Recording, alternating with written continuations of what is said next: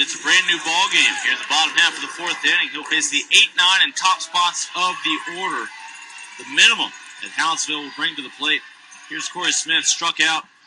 Watch the off-speed pitch.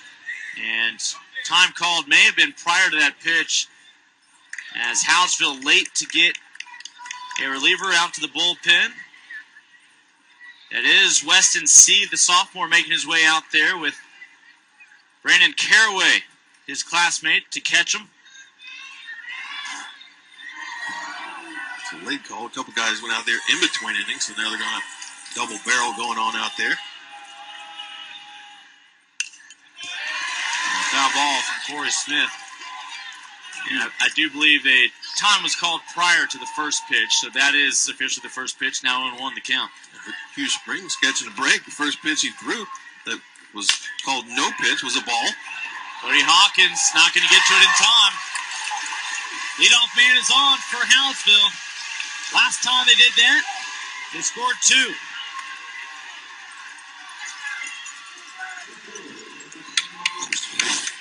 Coming up to hit, got a base hit in his first at bat in the bottom of the fourth. This is now a tie game.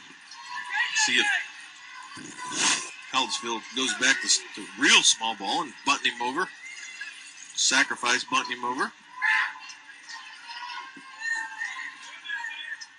So Smith on first. Here is Reeves, 1 for 1 today out of the 9 spot. 9 spot certainly produced for the Mustangs last half inning. Hunter Smith stepped up. The 2-out RBI. Brought home Josh Anton, who had driven in the other run that inning.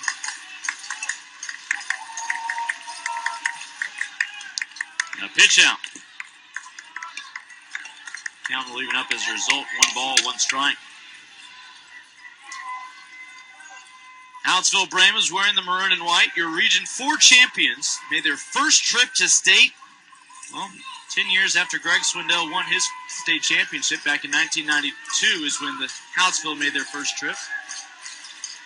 Right now would be a good time to go. I was going to say, because a 2-0 count, you're going to see a fastball. Or 1-1 count, excuse me. They've just pitched out.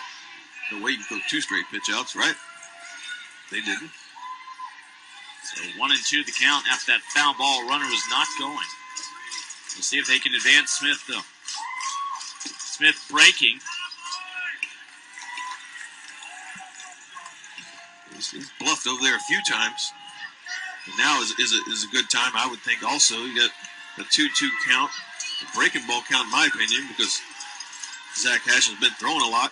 Now the runner is going. They'll throw it down. They nailed him. Wow, what a throw. Chad McKinney on target. The tag successfully applied. It's Trent Shelton covering.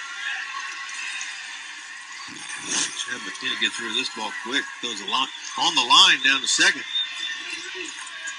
Trent Shelton giving up his body. Get in front of that bag. Put the tag on the runner. You see that right there.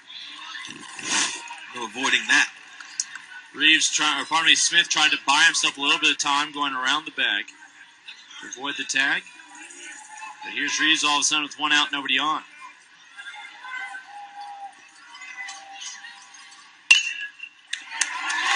Well, if only they had that base runner now. 2 on, nobody out instead. The only base runner is Reeves, who's 2 for 2 on the day. There was a little conversation with Reeves and Coach Cook after that 2-2 pitch that was called a ball. Thinking maybe he might have missed a hit and run to maybe put the ball in play as you get the runner going. He makes up for it. He gets on base. Now he needs to find a way to get himself to second base and get in scoring position. Well, if it's just for show, now it isn't. Dylan Moore has covered a lot of ground. Right. He's wishing they would set up those bullpens in foul territory like at the high school level. Again, Dylan Moore threw 91 pitches, the complete 7 innings yesterday for the win. So when a championship's on the line, you're able to sometimes do things that surprise you. This one, Bobble taking it himself, just not wanting to risk it. Trent Shelton gets the lead runner. They're at second base for round number 2. A wise decision. Ball again comes up on him. He has to bobble it. He's not going to take a chance at risk flipping it over underhand to Papa. He's just going to take it himself, make sure of the 1 out. Wise move.